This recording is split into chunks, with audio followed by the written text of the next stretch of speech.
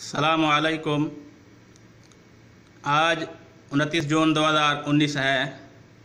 मैं मोहम्मद अशरफ अपने YouTube channel के यूट्यूब चैनल के तवज्जो से आपसे मुखातिब हूँ। आज मैं बात करूँगा इमरान खान साहब से। खान साहब, मैं आपका सपोर्टर हूँ, आपका चाहने वाला हूँ।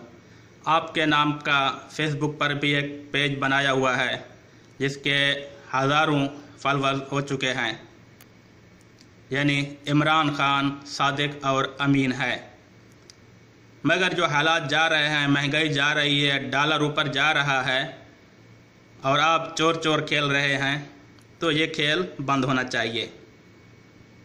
जरदारी चोर, नवाज चोर, सब चोर अंदर हो रहे हैं, बाहर हो रहे हैं, ये खेल है।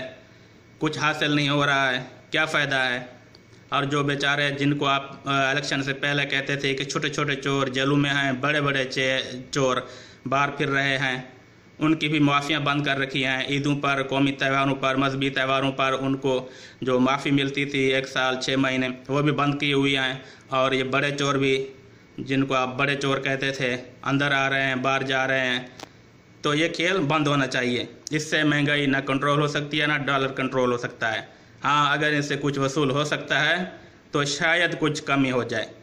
और दूसरी बात, महंगाई का रोना रोते हैं आप भी, पूरी कौम रो रही है, हम भी रो रहे हैं। और आप इल्ज़ाम लगा रहे हैं सबका हुकूमतों पर। अब तो आपकी हुकूमत को माशाल्लाह 1 साल होने को है। अब तो ये भी खेल बंद होना चाहिए कि ये सबका हुकूमतों का किया धरा है, बल्कि ये अब आप पर जिम्मेदारी याद होती है कि आपने ही जो कुछ करना है या जो कुछ किया है वो आपका किया धरा है, और जो कुछ करना है आपने करना है। असद उमर वज़ीर ख़जाना हुए, वो जवाब दे गए। बहुत ज़हीन आदमी, काबिल आदमी समझे जाते थे पीटीआई में। हम भी उन्हें अब भी काबिल समझते हैं, लेकिन वो अपनी नाअहली को खुद मान गए कि मैं ये ओहदा नहीं संभाल सकता, छोड़ गए। और अब अफवाहें यही हैं कि आप भी भागने वाले हैं। अगर आप खुदा न खास्ता आप भाग गए तो फिर वही चोर, फिर पाकिस्तान की आधी से ज़्यादा या आधी आबादी बिरयानी की प्लेट जो 1-2 हज़ार पर बिक कर नवाज शरीफ और जरदारी की ग़ुलामी के लिए तैयार बैठी है।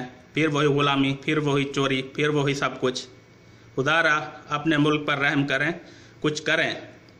कौम को आपसे बहुत उम्मीदें थी। हम भी इलेक्शन से पहले सबसे यही बात कहते थे कि कम से कम इमरान खान साहब को एक मौका ज़रूर मिलना चाहिए। अब मौका मिल गया है तो मौके का फ़ायदा उठाना चाहिए, ना ये कि दूसरी पहले वाली हुकूमतों पर इल्ज़ामात लगाए जाएं कि उनका किया धरा है, उनका किया धरा है। अब आपने क्या करना है, आपने क्या किया है, ये भी आवाम पूछती है।